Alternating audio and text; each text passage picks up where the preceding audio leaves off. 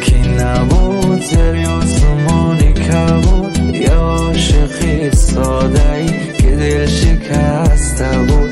قصه از حالی میکرد، گله از یاری میکرد، با یک صدای با درد از شادیاش میگفت من یک دیلی داشتم فدای یار کردم. به خبر از حالی خود عجب خطایی کردم. من که یه دیلی داشتم فدای یار کردم. به خبر از حالی خود عجب خطایی کردم. دل و دلش که دادم و گفتم دوای دردم و باش با وفای قلبم و نکرد وفای. اول دلم و بردن و بعدم زدن شکستن، احساسی قلب کشتن و وای بر چه جرمی. این دل که خود شکسته بود، آخی که خیلی ساده بود، حالی دلی خسته ای ما هیچکی نفهمید. دل و نگاش که بستم و خواستم بگیرد دستم و اما زدن که پستم و آخ باشی سودی.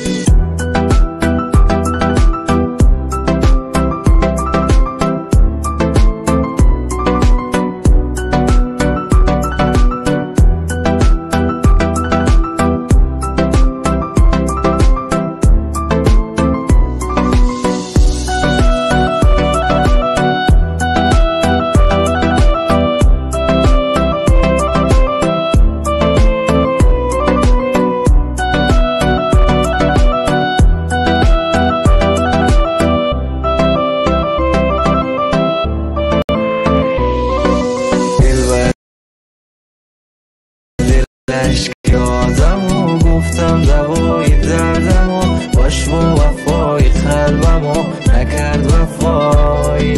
اول دلم و بردن و بعدم زدن شکستن، احساسی قلب کشتن و وای بر چه جرمی. این دل که خود شکسته بود، آخی که خیلی ساده بود، حالی دلی خسته ای ما هیچکی نفهمید. دل و نگاش که بستم و خواستم بگیرد دستم و اما زدن که پستم و آخ باشی سودی.